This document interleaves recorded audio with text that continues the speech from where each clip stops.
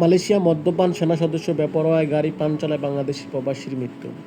Malaysia কুয়ালালামপুরে আবারও ঘটল হৃদয় বিদারক এক সড়ক দুর্ঘটনা।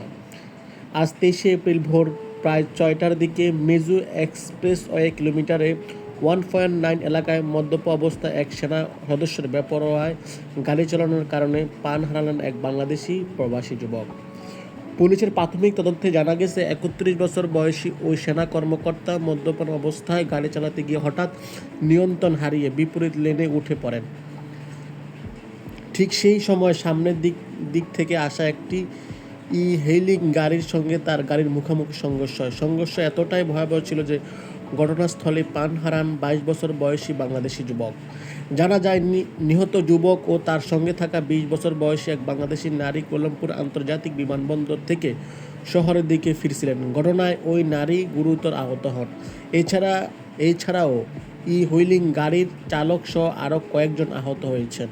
অভিযুক্ত সেনা সদস্য সামান্য আহত হন।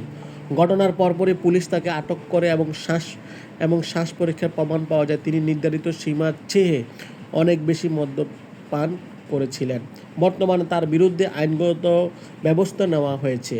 এই অপরাধে কঠোর শাস্তিবিধান রয়েছে, যার মধ্যে দীর্ঘমেয়াদী কারাদণ্ডও অন্তর্ভুক্ত।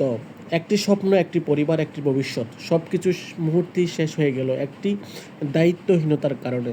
প্রবাসী জীবনে যুদ্ধ করা হাজারো বাংলাদেশির মনে এই ঘটনা নতুন করে আতঙ্ক আর কষ্টের জন্ম দিয়েছে। নিরাপদ সড়ক কি আর কবে নিশ্চিত হবে? প্রিয় মালয়েশিয়ান প্রবাসী ও বাংলাদেশি ভাইরা, যারা আজকে এই ভিডিওটা দেখতেছেন, আপনারা সবাই অবগত আছেন যে বাংলাদেশ থেকে